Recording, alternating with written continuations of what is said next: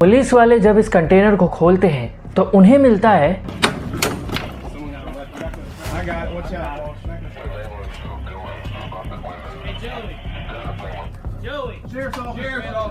3 नवंबर 2016 जब ये डिस्कवरी हुई तो पूरे साउथ कैरोलिना में ये न्यूज़ आग की तरह फैल गई थी। Just a girl. How are you, honey? This is bolt cutters. This is our best. He's a paramedic. Oh yeah. Okay, we're gonna get you out of there. Okay. Just hang loose for me. आखिर ये लड़की कौन है और ये आखिर ऐसे हालात में यहाँ पे कैसे पहुंची? ये वो केस है जो chained up like a dog नाम से फेमस हुआ था। काला ब्राउन साउथ कैरोलिना में रहती थी, जो कि फाइनेंशियली काफ़ी ज़्यादा वीक थी और इसी के कारण वो टेम्परेरी जॉब्स वगैरह करते रहती थी। उस टाइम वो चार्ल्स कार्वर नाम के बंदे के साथ रिलेशनशिप में थी और काफ़ी ज़्यादा स्वीट कपल्स थे दोनों।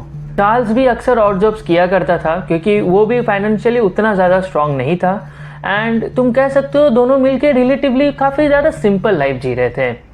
सब कुछ सही चल रहा था, लेकिन अगस्त 2016 में ठीक ब्राउन के डिस्कवरी के 2 महीने पहले वो दोनों अचानक से गायब हो जाते हैं। इनिशियली सिचुएशन काफ़ी ज़्यादा कंफ्यूजिंग थी क्योंकि दोनों के दोनों अडल्ट्स थे और लोग ये भी बोल रहे थे कि हो सकता है वो दोनों वॉलंटरीली कहीं भाग गए होंगे एक साथ। कुछ लोग तो चार्ल्स के ऊपर भी शक कर रहे थे जो उसका बॉयफ्रेंड था।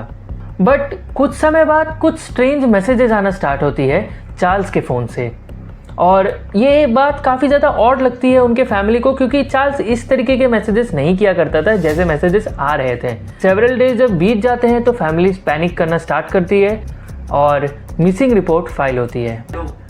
Last known movements, contacts, recent work connection, police सब ट्रैक करना चालू करती है।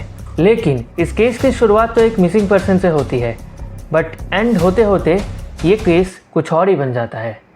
जब ब्राउन की डिस्कवरी हुई थी तो वो तुरंत से बता देती है कि आखिर चार्ल्स किधर है और साथ साथ में आखिर इसके पीछे कौन था, और वो ये भी बताती है कि 2 महीने से वो यहाँ पे chained up like a dog है। प्लस साथ साथ में ये भी बताती है कि अगर उसे बाहर जाने को मिलता भी था तो वो बंधी हुई ही रहती थी, जो कि काफ़ी रेयरली भी था बाहर जाना, बट अगर जाती भी थी तो वो बंधी हुई रहती थी और ऑलमोस्ट डेली उसके साथ असॉल्ट होता था।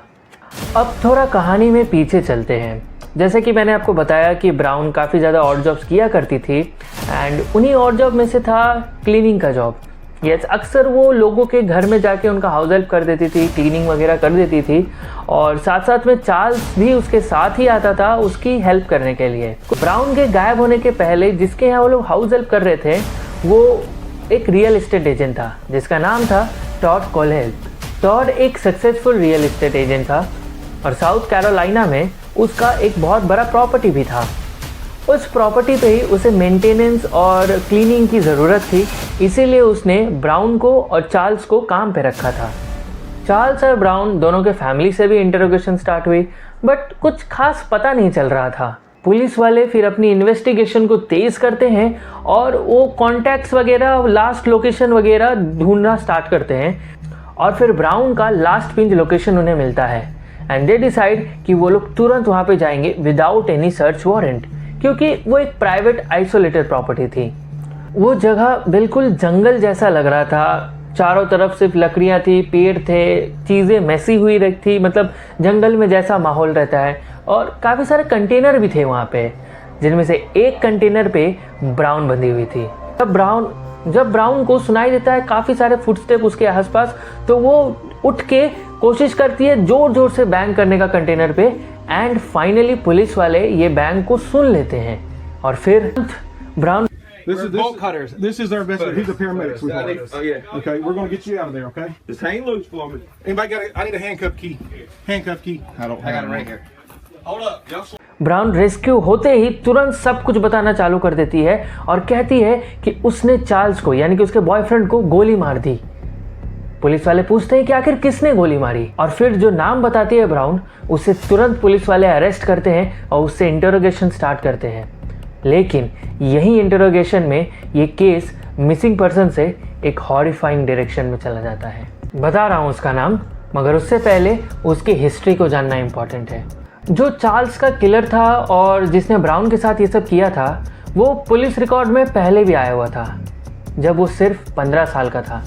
यस, जब वो 15 साल का टीनेजर था तब उसने एक 14 साल की यंग गर्ल को किडनैप किया, उसके साथ असॉल्ट किया और फिर उसे धमकाया भी कि अगर तुमने फैमिली में किसी को भी बताया तो तुम्हारे पूरे परिवार को मैं मार दूंगा। पुलिस ने उसे फिर अरेस्ट कर लिया और उसे बिल्कुल अडल्ट जैसा ही सज़ा मिला।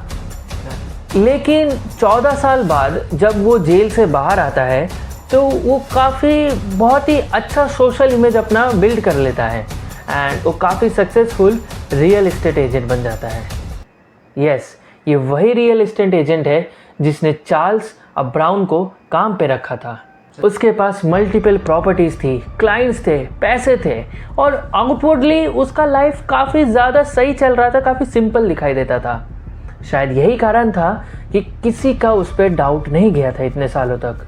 लेकिन काला ब्राउन के रेस्क्यू होते ही पुलिस उस लोकेशन को और डीपली रिसर्च करना स्टार्ट करती है, इधर उधर छानबीन करती है और उन्हें काफ़ी सारे ह्यूमन रिमेन्स देखने को मिलते हैं और साथ साथ उन्हें चार्ल्स कार्वर की डेड बॉडी भी मिलती है।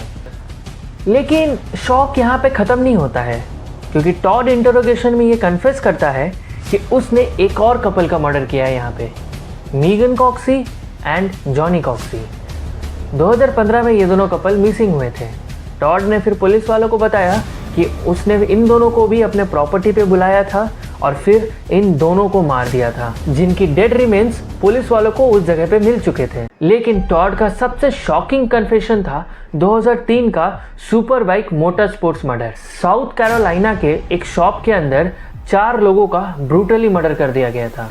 ये केस 13 सालों तक अनसॉल्व रहा था और फाइनली टॉड कन्फेस करता है कि उन चारों मर्डर्स के पीछे भी वही था, कि वो सालों से मर्डर किए जा रहा था और किसी को ज़रा सा भी शक नहीं हो रहा था क्योंकि जेल से निकलने के बाद उसने एक ऐसी इमेज बना ली थी ना कि किसी को उस पर डाउट ही नहीं जा रहा था कि ये तो बहुत ही सक्सेसफुल रियल एस्टेट एजेंट है।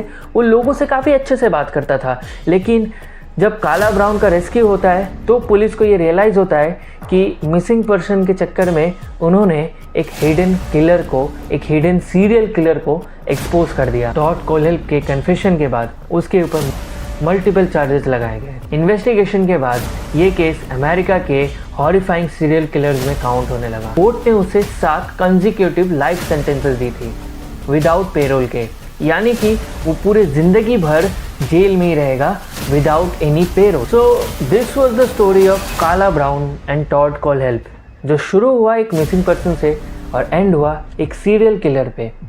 लोग अभी भी बिलीव करते हैं कि शायद टॉड ने और भी मर्डर्स किए हो जितने उसने कन्फेस किए, उससे कई ज़्यादा, क्योंकि पुलिस वाले भी ये सोचते हैं क्योंकि वो एक डबल ज़िंदगी जी रहा था एंड अभी तक उस पर किसी का शक नहीं हुआ था।